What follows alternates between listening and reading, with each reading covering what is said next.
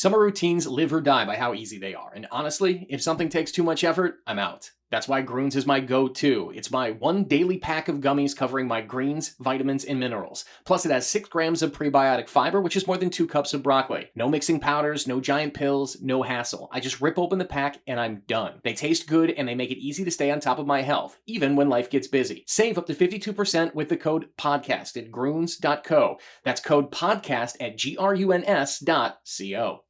From the kids to Aunt Sue. Keep your whole family connected on all their devices with crowd-pleasing gig-speed internet from Xfinity. Now that's simple, easy, awesome. Learn more about gig-speed internet or other popular plans, now with even more speed. Enjoy faster downloads and a better streaming experience today. Go to Xfinity.com, call 1-800-XFINITY, or visit an Xfinity store for a great offer.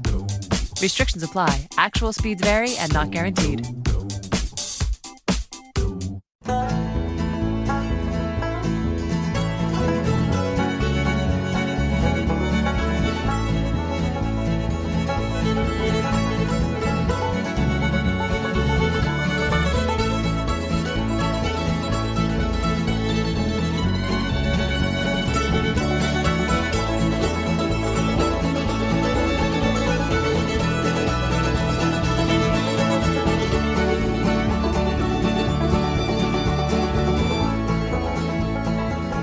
You know, it's been quite a year for Erik Haula.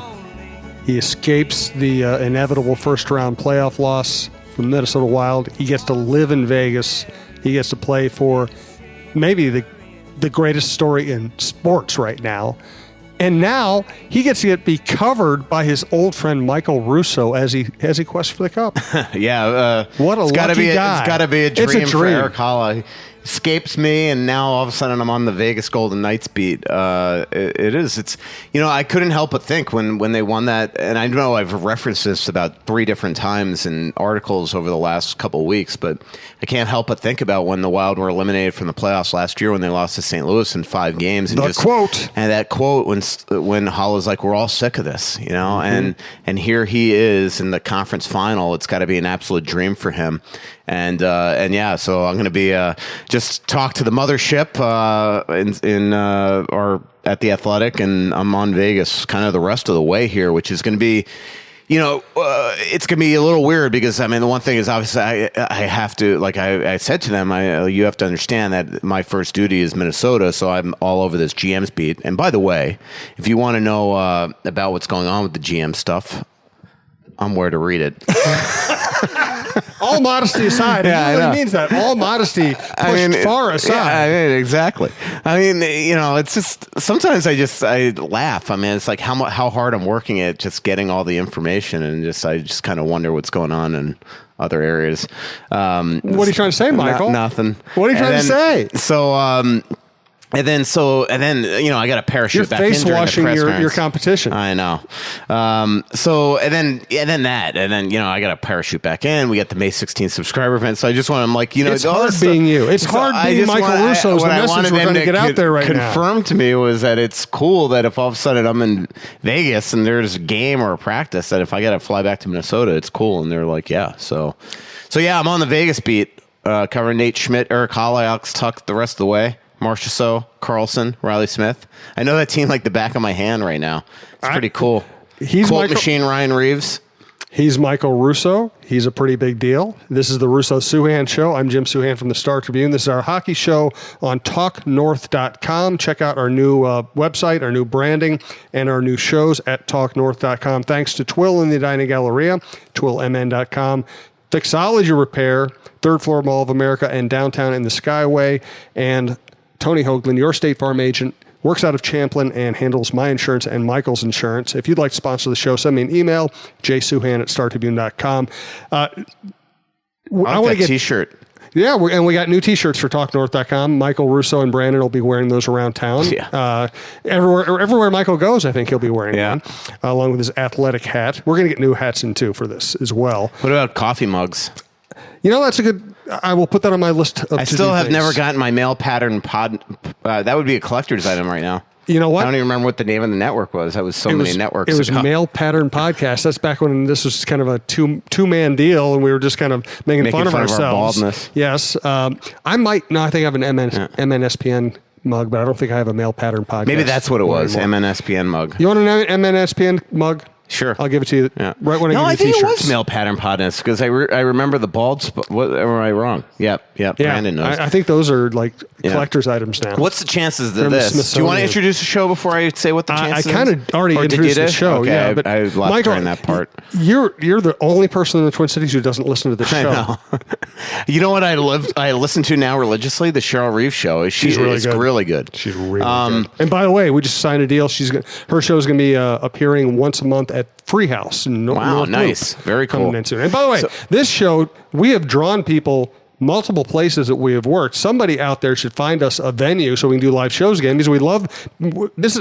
Your listenership is so loyal, and they're such nice people. They show up, and I miss seeing them. Yeah. We need to make that happen again. We'll work on that. That is true. Yeah, I like the Free House too. That's a pretty cool place. Good place. What was I saying? Oh, what are the chances of this? So the other day, I wrote this Mike Gensel feature, and somebody from Pittsburgh that was in Nashville tweeted a picture of the Gensel family on the ice to me. And what do you think I see in front of them? My gigantic bald spot. And I'm like, what are the chances that this fan would send this to me and not realize that, I recognized it anywhere. You know what I mean? Which is really sad. And that was a year ago, so I can only imagine what it looks like now. This is apropos of nothing, but I remember when I first got to the Star Tribune, I was starting to thin a little bit, and Steve Ashburner, who works the paper, kind of had the, male pattern spot. And, we all kind of, at that point, can still consider ourselves to be fairly young, somewhat vibrant people. And somebody sent us a picture, from, I think we were covering a basketball game at the Metrodome when the Wolves first started out there. Somebody sent us an aerial photo of us sitting there, and we looked down and we said, "Oh my God, we're all going bald." Yeah. I think it's a journalistic thing. I just don't think journalists keep their hair. I wish I got that Italian gene, because Italians usually don't lose their hair. That's very but true. I didn't get that. Not that we're talking about anybody like Anthony LaPanta. LaPanta, he goes around telling people that it's just a flesh-colored yarmulke. Well, it's a pretty good line. Yeah, great line. Let's go. I want to get to hockey players licking people, and I want to get to the wild GM search. But let's, we've talked about it in brief a million times. Take me deep, and because you've spent a lot of time in Vegas, you've spent a lot of time with the Vegas GM. You know so many of their players. So take me in deep. Tell me how this is happening. Well, it is funny that you just said that, because I was just sending the Vegas GM an email because he's having a press conference today. And I was supposed to fly there today, but I canceled my flight. So I was sending him an email to say, I need you to call me this week to do this story, because I want to write more about this. But look, the one thing is, I do think that. And I go back to the expansion draft, and you're just sitting in the press room and just people kind of laughing at their picks. Yeah. And then, you look at the trades, and a lot of his moves were made via the trade route. So you look at William Karlsson. One reason why they took Karlsson is that, is essentially that they also had to take David Clarkson's salary. In Anaheim, they took Clayton Stoner's salary. Florida, they took Riley Smith's salary, so here's Marchessault. Minnesota don't want to lose Dumba, so here's Alex Tuch and take Haula. And they've really built this team by hard workers, speed, and really good moves even in season. You're looking now, they traded for Tatar, they barely play him, but look at Ryan Carpenter last night and how well he played. He's a guy, what do you think of San Jose thinking that last night? Carpenter playing so well against them, sets up that empty net goal on a great play, and he was taken off waivers by the Sharks earlier this season. So I think that GMs probably did a little mental gymnastics, maybe overthought this. Everybody has their own reasons for everything. If you're looking from a Minnesota standpoint, it is just interesting. And you look back to why they made this decision, and you have to go back to a couple things. Erik Haula, they felt like they had Joel Eriksson coming in that was going to take on that role. They had a look at the fact that Eric Haula was a year from unrestricted free agency, and they felt like they wouldn't be able to afford him. And so now, and they at that point didn't want to lose Dumba. So now what you do is you trade him a prospect, and that to me is the one that really hurts. Because when have we ever seen a Wild prospect or a young guy step into the lineup and ever play like this for them? Never. And then they finally find that guy and they trade him away. And Chuck Fletcher, to me, I mean, as recently as when I sat down with him in San Jose before Game 82 and I wrote that story, he says we did the right thing. There's no question we did the right thing for our organization. And I think now a lot of Wild fans will really wonder that. But I will say this, reverse it. Let's just say Dumbo was there right now. And in a year they can't afford Haula, or they want to get rid of Haula because at this point Haula probably still doesn't overtake guys to play, in a role that would have made him as successful in Minnesota. Dumba probably would be having a monster year. The Wild would be lacking that element in their lineup, and we'd all be looking like, oh my God, they lost Dumba. So, I mean, it's just hard to say right now. Everything's hindsight 2020. Same thing with Tuch. I mean, would Tuch have played this type of role? What the biggest shame of all this is that now, again, hindsight being 2020, you look at guys like Zucker, Niederreiter, and Coyle, and they all didn't produce in the playoffs. And here's Tuch producing every single night. And that to me almost might be the biggest miscalculation on the Wild's part, is saying, well, 100% we've got to protect Charlie Coyle, when you're now looking at a guy like Tuch, being everything that you wish Coyle was, and Haula succeeding there when Coyle was the guy that, had a terrible year and frankly a terrible postseason. So, there's a lot of things that are just, if you're the Wild inside the organization, you have to be second guessing everything that you did right now, including Chuck. I mean, I don't care how right or wrong they think they were in their evaluations. You're watching this right now and you've got to be sickened. Another question about Haula coming up. Do want to thank Twill in the Edina Gallery at Scott Dayton's shop right over there in Edina, right off France. Great men's clothing, very good high-end stuff. Very comfortable mid-range stuff that I wear all the time, including Johnny O, which is kind of my favorite new what would the word be? New clothing product. Whatever, I don't know. I'm not good at clothing words, but I love their shirts. Very comfortable. I wear their hat all the time. They have everything from shoes and socks to hats to belts to casual stuff to tailored suits. So check it out. Twill in the Edina Galleria. Hi, I'm Stacy Souhan. I love Twill, Scott Dayton's shop in the Edina Galleria. Twill takes the stress out of shopping by offering updated traditional fashion. I know that if Jim goes in there shopping alone, I will like what he buys, whether it's pajamas, flannel shirts, or suits. I plan to recommend Twill to my daughter when she has to buy wedding party gifts and attire. Twill in the Edina Galleria will bring your fashion game to a championship level. And the other thing is that they check like gnats. I mean, they are so hardworking, Vegas. And they come from a division that's just frankly not nearly as hard as the Wild's division. So, the LA Kings that was an absolute war. They got incredible goaltending from Fleury. And now you look at San Jose, and San Jose looked very much like the team that the Wild beat 3 times this year. I mean, we saw San Jose the day before the trade deadline and Game 82, and they were horrendous. They weren't fast, and they had a lot of passengers. In this series, they had a ton of passengers. I mean, it was... there were guys just not playing well, and they're just not nearly as deep third and fourth lines as the Vegas Golden Knights. So, I'm not trying to make excuses also for the Wild, but Vegas didn't have to play Winnipeg in the first round of the playoffs, and Winnipeg now finds themselves, potentially, if this is going up tonight, potentially could wind up tonight being in the conference final themselves, and they look unreal right now. Yeah. And other than Game 4. Or Game 5, was it Game 4 or 5? 4. They really had not been, challenged by Nashville in a lot of ways. I mean, they melted down in the one game, the Predators, and really I was impressed by, it was Game 2, excuse me. And then the Predators played really, really well in Games 2 there, but honestly, like, you look at this series right now, and Winnipeg's had their way, and just look like, they almost look like they got a bye into the second round. Right, so to speak, if you get my drift. Yeah, well, that's why I keep saying I don't think losing to Winnipeg first round this year was any kind of, it was either what got Fletcher fired or what the problem. Yeah. To me, the crucial point for this group, or the former group, was game one at game one against the Blues last year's playoffs. I think if they win that game, they win that playoff series, and who knows what happens. Yeah. Instead, they lose that game, and then they get beat by the Blues. They get the Haula quote, and then they start off this year with a hangover. Right. And they, you know what a sobering stat is? The Vegas is 8-2 in the postseason, and the Wild are 4-16 in their last 20. Isn't that crazy? Wow. But yeah, I mean, the Wild, I agree with you that Winnipeg didn't get him fired and from a sense, but all I could tell you is that the 2 days before the series, I wrote that story that he was safe, and he was safe. And something changed in that last week. Now, I think a lot of it was people that are in Craig's ear realizing that, holy mackerel, he just changed his mind and Chuck is staying.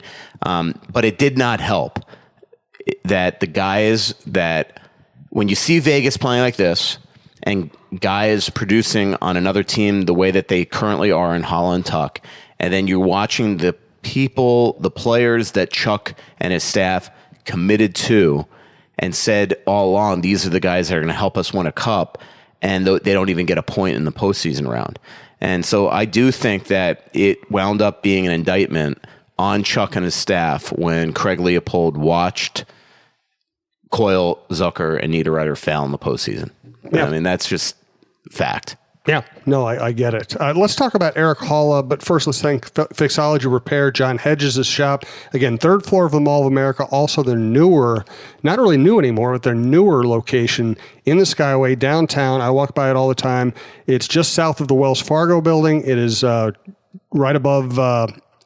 I think it's right above Crown Bank, actually. And it is right across from a Dunn Brothers and a Taco John's. Please check out that shop as well. They have the full shop at the Mall of America. They have a lot of cool accessories, and obviously they do very good repair work in both locations. There are some things in life that you just can't live without. Now, whether it's a special piece of jewelry, a watch, or even your smartphone, you want it in working condition. At Fixology Repair, we are committed to restoring your pieces so that everything works or fits the way it ought to. Watch servicing, chain repair, and broken screen replacements are just a few of the services that we offer at our two locations, Mall of America and the Skyway in downtown Minneapolis. Please visit us at fixologyrepair.com or at fixologymn on Twitter to learn more. Mention this ad and get a 10% discount on our services. So did Hall, sometimes what happens is a player changes once he is forced to adapt to a new place. Did Haula change, or is this just a good player finally getting the right opportunity? I think it's probably that. And I'm somebody that didn't think that he had this in him. But he's been trapped behind Koivu for as long as he's been in Minnesota. Torch finally gave him a role on the third line with Pominville and Niederreiter, turned that line into an outstanding line 3 seasons ago. And then last season, he was starting to play really well in the month of February, if you remember. And then all of a sudden, they acquire Hansel, and he's put on the fourth line again. And so he just never got that opportunity, and it's because he's been kind of trapped behind Koivu as long as he has. And then even this year, they went in saying, well, we're giving Eriksson Ek that role, so Haula is expendable. And so that's kind of the decision that they made. But I covered Haula briefly in college during the lockout in 2013. I mean, again, people remember because that team was so loaded with talent. People forget that it was Haula that led them in scoring. It wasn't Bukestad and Kyle Rao and people like that. It was Eric Haula. And so he's got a ton of talent, and he's been put in situations. I mean, he's playing on a line with James Neal, who I think has been outstanding in the playoffs. Frankly, I mean, and everybody knows that I've had these issues with Neal over the years. Like if I'm Paul Fenton or Tom Fitzgerald or whoever winds up being the GM here, I seriously look if they don't sign him into signing that guy. Puck explodes off his stick. He's worked hard. He's had a ton of scoring chances this series. This postseason, in fact, and then you put either a David Perron, who again I'm one of those guys. I've been a fan of Perron for a long time. A lot of people less than me. I think you put him on a line with Perron or Tuch, two guys that work and skate. It makes for a good line. So Haula's look good in the middle. He still has his warts at times. You look at the one loss in game 2 in double overtime. I mean, that penalty happens after he turns the puck over. I mean, he still has his issues, but I mean, again, He is just playing so well right now, so confident, new lease on life. It's got to be an incredible feeling to be him right now, because I think this is him feeling vindicated, feeling like I told you. And he is somebody that's extremely confident in his own game. I mean, yes, he is. Yeah, I mean, there's a reason why inside the locker room they call him Hall of Famer. Right? That's awesome. So I love it. Let's start talking about the GM search. Then we're going to go into Twitter questions. Obviously, a lot of the Twitter questions are about the GM search and the Wild future. But where do things stand as we speak here on Monday late morning? I think that Matt Maka and Craig Leopold are definitely doing their due diligence, so to speak. I mean, they are talking to everybody. When guys like Dave Nonis and John Ferguson Jr. are in town, that they're just kind of talking to a bunch of people to get intelligence and things like that and see if they can blow their socks off. I think Tom Fitzgerald had a fabulous interview. That's kind of what I'm hearing from people. And knowing Fitzgerald as well as I do, that doesn't shock me. I mean, Fitzy is the type of guy that if he sat here and talked to you for an hour, you'd buy what he was selling. He's just that type of passion. He's got the Torch accent too. He's from Boston, so he's kind of like, you're always kind of riveted by every word that's coming out of his mouth type thing. And so my guess is he came in with a plan and talked to them deeply. And then Paul Fenton, to me, is still the other guy. They've talked to Norm McIver, who is extremely respected. He's a Chicago assistant GM. They've talked to Dave Nonis, John Ferguson Jr.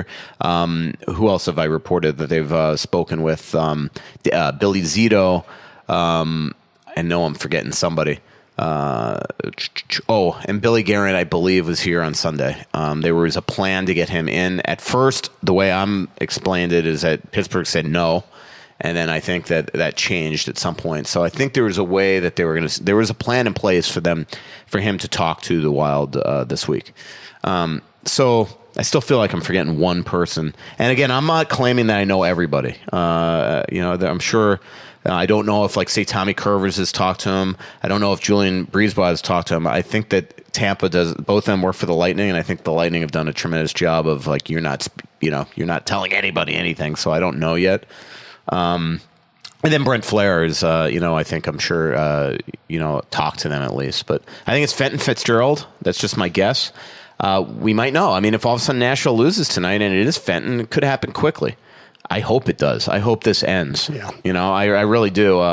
And not just because of being selfish and wanting to just, focus on Vegas, but I want to get going. I want to me, hire the GM, write that story. Then I want to do a big personality profile on who this guy is. And then I want to, let's see who stays, who goes, who how he's going to change mix, start writing about what the plan is to get this thing back on track.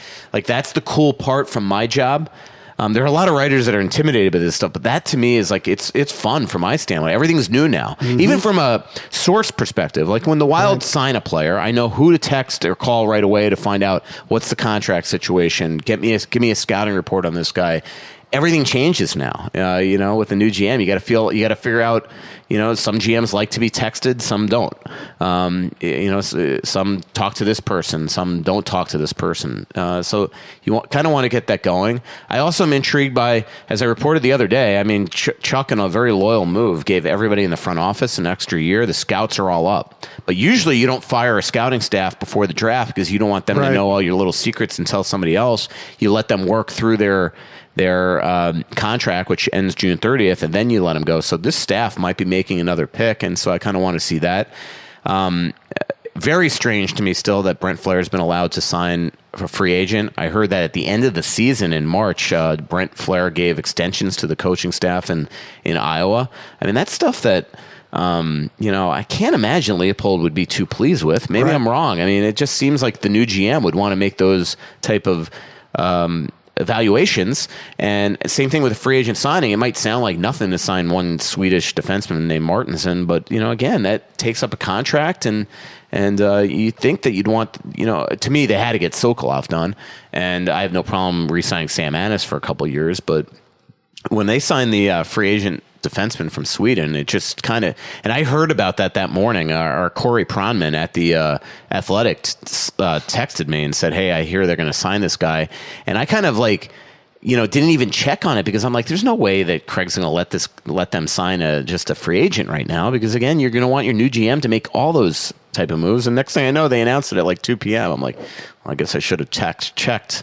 So anyway. Slacker. Yeah. Hey, let's do a bunch of Twitter questions today after we thank Tony Hoaglund, Hoaglund, State Farm agent in Champlin.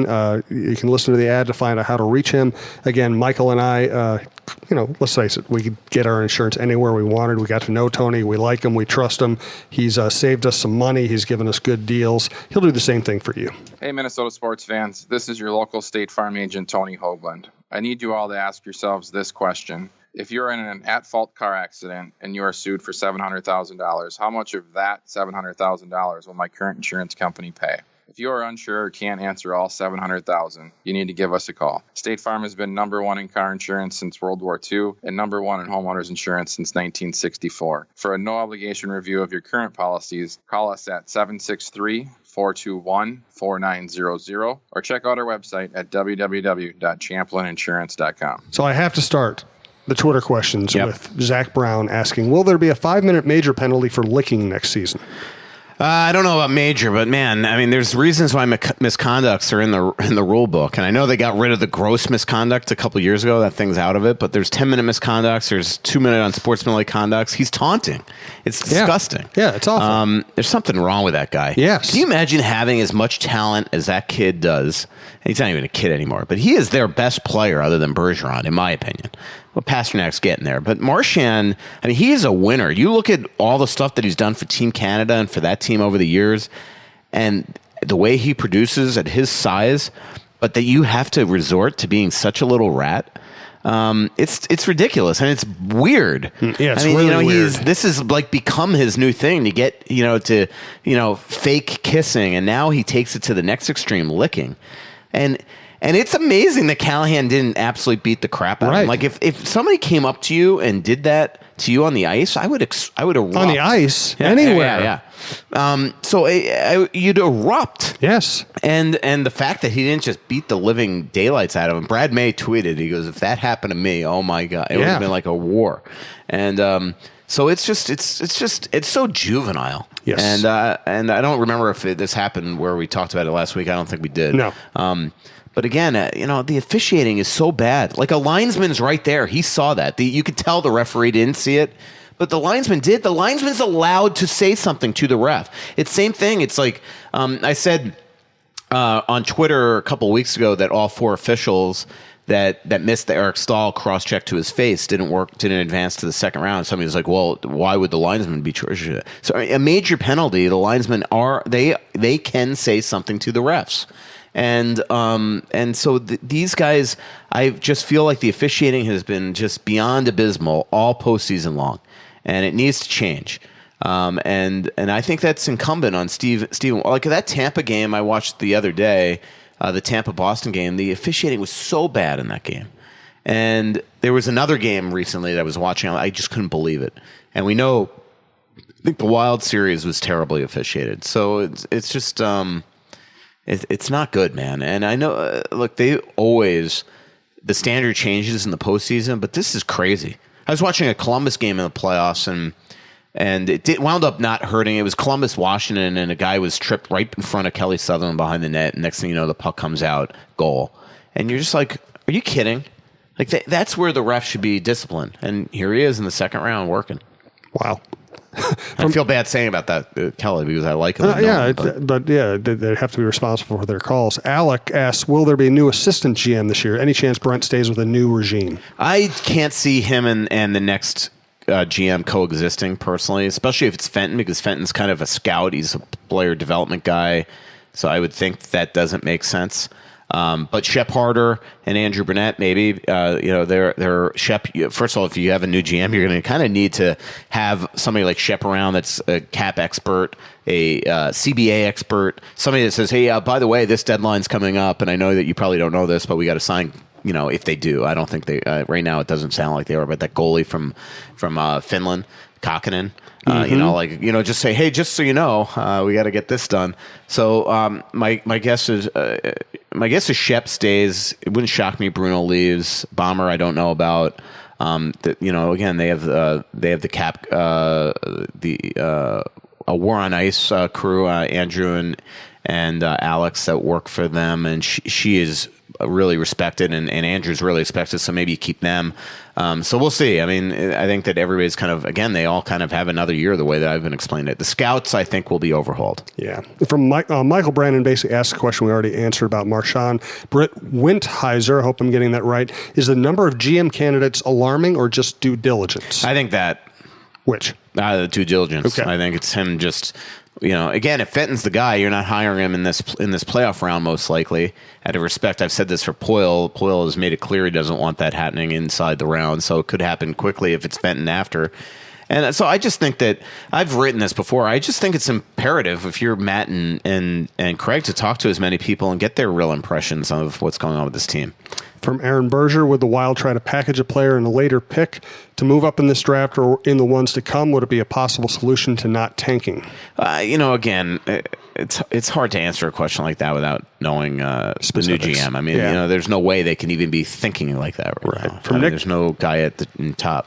From Nikolai, do players get worried when a new GM is coming in? I think so. I think it changes everything. I mean, if you're Daniel Winnick, you don't know now if you're coming back. If you're Devin Dubnyk, you don't know if Paul Fenton didn't like you when you were in Nashville and now you're in trouble.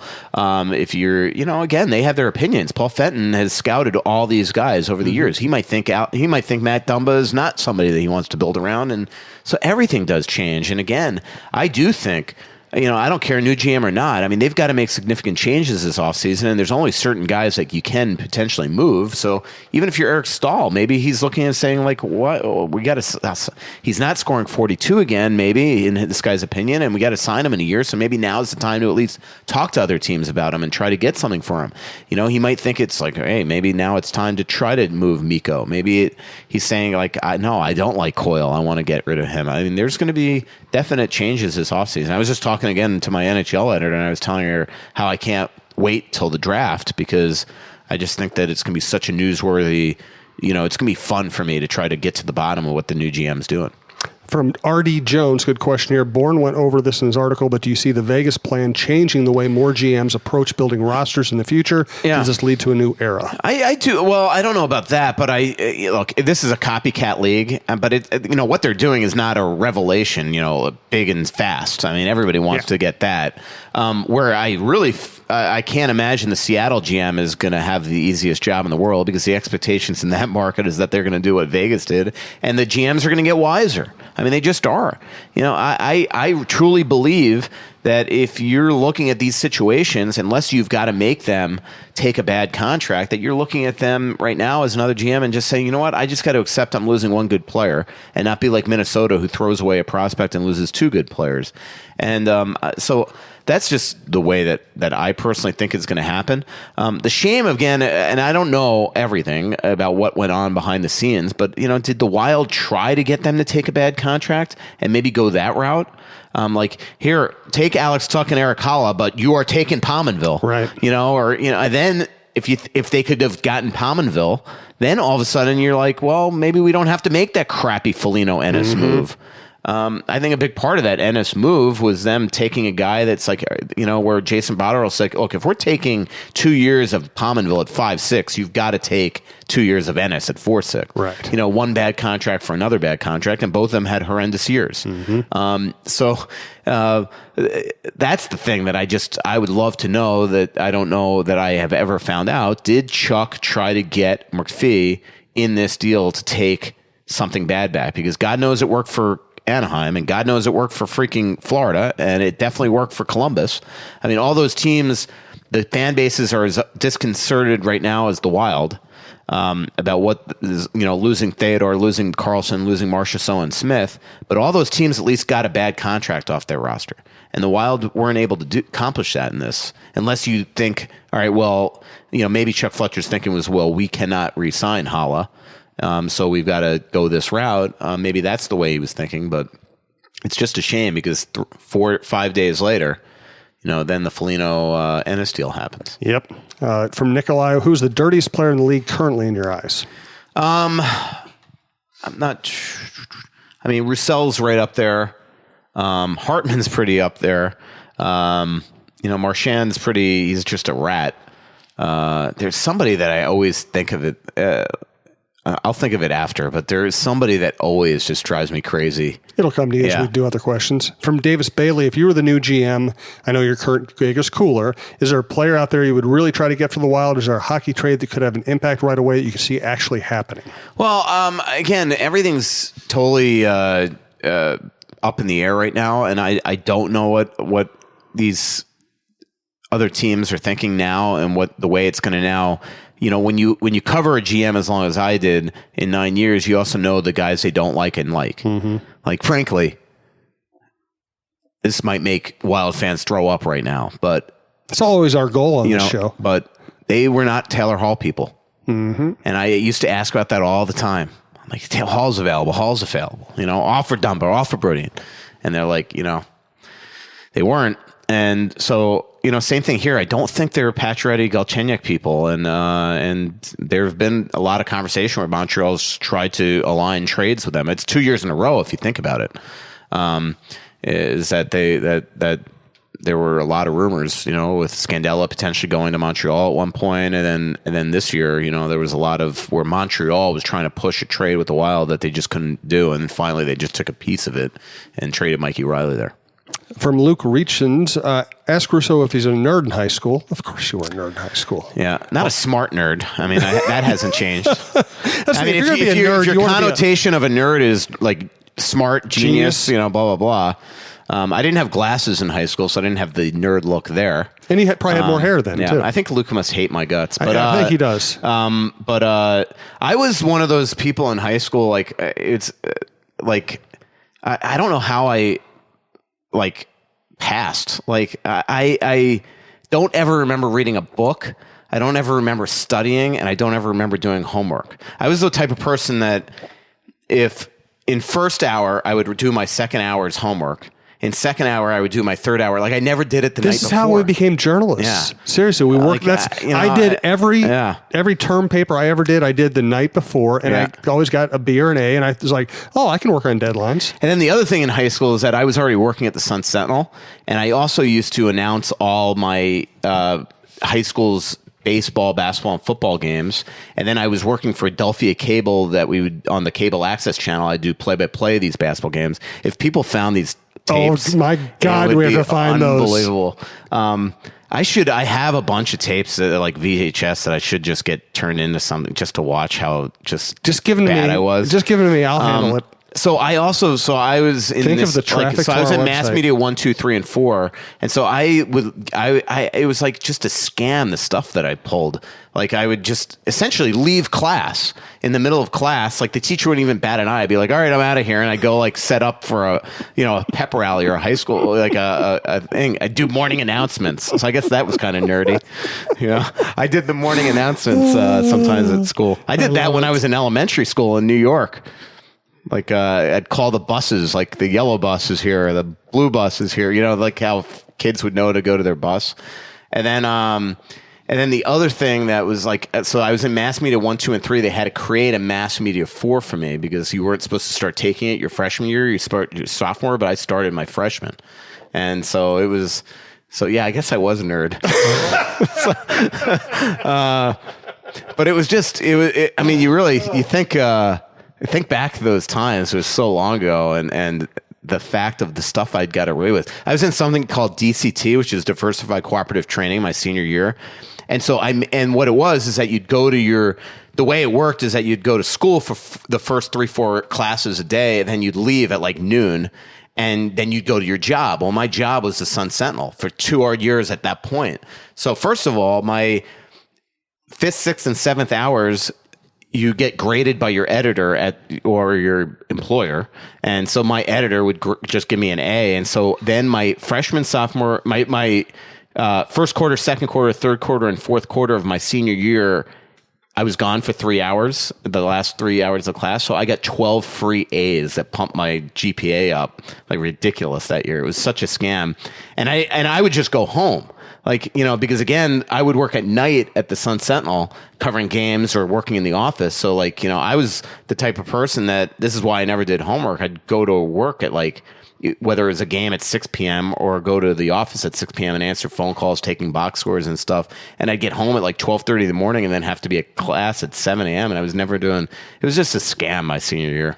It's also very indicative of how sitting in class, read a book learning is so overrated. Well, I'm not proud of the type of student I was, but I skated by. But experience is so much more important than sitting and reading a book. But it is funny because when I was in high school, and this is where, you feel like, maybe the question of, man, this guy's pegged me, huh? Were you a nerd? He nailed you. But it is like, while my friends were going to parties or going to movies, I was going to work. I was working. I knew at 14 years old what I want. I knew at 10 years old that I wanted to be in sports journalism. I wanted to be a play-by-play guy. I used to sit there with a flashlight, pretend it was a microphone, and call games, watching baseball games on TV. And so I knew in high school, like, I'm going to be a sports broadcaster. That's what I wanted to do. And then I know I somehow became a writer, and it's been the worst thing ever. Well, that's what nerds do. Yeah. But I mean, it is. So long story short, yes. That was not long story short. That was a short story long. Yeah. So the answer to your question, Luke, yes, you bastard. Well, we're going to take a lot of Twitter questions, but Michael just filibustered through the end of the show. So we'll do a couple more Twitter questions and get a non-final thought, or non-final thought is what it's going to be. Once again, thank you to Twill in the Edina Galleria, twillmn.com, TWILL on Instagram, fixologyrepair.com, and Tony Hoaglund, Hoaglund, your State Farm agent in Champlin. TJ Voigt, do you think that either Cunnin or Eriksson Ek will be able to step into a number 2 center role next year? Well, Cunnin's more to me a winger, and Cunnin also is really up in the air right now because he had the ACL, MCL surgery late, and because of that, I mean, he's going to be, you just don't know if he's going to be ready by training camp. So, and then Eriksson Ek, I think he's got that ability. I think what Haula, the lesson should be to the Wild is that you might have to move Eriksson Ek into an elevated role and play him and let him succeed, even if it means Mikko's in a third line type of role. Mm-hmm. Last Twitter question, then Michael will give us or not give us a final thought. Von Trushinsky, do you really think it will be satisfactory or acceptable for Leopold for a new GM to take a year to evaluate his team before making substantial moves? Well, look, I think that the new GM is going to look at the situation. I mean, Paul Fenton, let's just say it's him. Mm-hmm. He's not living in a cave. He's watched the Wild. He knows that this team hasn't been able to get over the hump. If he's smart, he's going to watch a lot of video and talk to all his staff and figure this out right now and make some moves. I don't think that you can wait anymore. I mean, these teams are just going to continue to fly by them. And I look at Winnipeg and Nashville as being the prime example of where Craig Leopold should look at these teams and saying, God, it is. I mean, look, you can't live in the past, but it was a long, painful time for Winnipeg. Mm-hmm. But Kevin Cheveldayoff was given the patience to build this team the right way. And you look at them, especially because they're not a market that a lot of free agents want to go to. They have drafted and developed incredibly. And they have so many more coming. I mean, that's the scary thing. And so it just does show that if at the time when Craig bought this team, if they had went this route, maybe not when they bought the team, because Craig also bought a team that, we forget, he bought the team in March of 2008, and they won their only division in team history a month later. And so he probably thought he was buying a juggernaut. And but there came a point where, and you and I have talked about this for as long. I remember at the very beginning when we were working for the other network, we'd be sitting there talking about this stuff, about how they should build from the draft and maybe rebuild. And it is a shame that, you look 4 or 5 years later, if they had done it then and went with that plan, well, where would they be now? They might be Winnipeg or Nashville. Mm-hmm. And so Nashville's done it the both ways, where they drafted and developed incredibly, but then they go out and pounce on bold trades and free agent signings and things like that. And this is why I still think at the end of the day, Fenton's the guy, because he's kind of done it both ways. He's drafted and developed incredibly. To me, Iowa's a huge concern. The fact that they have not made the playoffs in 5 years, the best organizations in this league are teams that have from top to bottom incredible organizations like Nashville. And so that's another area that they've got to fix is that Iowa situation. We don't have time for a final thought, and we didn't get to many Twitter questions. I wouldn't have had one anyway. But at least you know what Michael did every minute of his high school career, and I think that's more important. Thanks to Michael. Thanks to all of our listeners. Again, check out talknorth.com for all the shows. We'll talk to you next week. Pretty little city built on a hillside. Music in the bars and fire in the sky. We went to the beach and it was covered in ice. And I used to call it home. So much coming out, there's nothing going in. I know that you feel like you're never gonna win. Oh, but the world won't forgive a winner. Buckle up, because Metro is bringing you the best deal in wireless. Switch to Metro and get your choice of 2 awesome free phones from top brands like Samsung and LG with huge HD screens and tons of memory for all your pics and videos. So hurry into Metro and get your awesome free phones only at Metro. Plus sales tax and activation fee. Requires port in of eligible number not currently active on T-Mobile network or active on Metro in past 90 days. Limit 4 per account or household. Restrictions apply. See store for details and terms and conditions. Let's say you just bought a house. Bad news is, you're one step closer to becoming your parents. You'll proudly mow the lawn. Ask if anybody noticed you mowed the lawn. Tell people to stay off the lawn. Compare it to your neighbor's lawn. And complain about having to mow the lawn again. Good news is, it's easy to bundle home and auto through Progressive and save on your car insurance, which, of course, will go right into the lawn. Progressive Casualty Insurance Company, affiliates, and other insurers. Discount not available in all states or situations.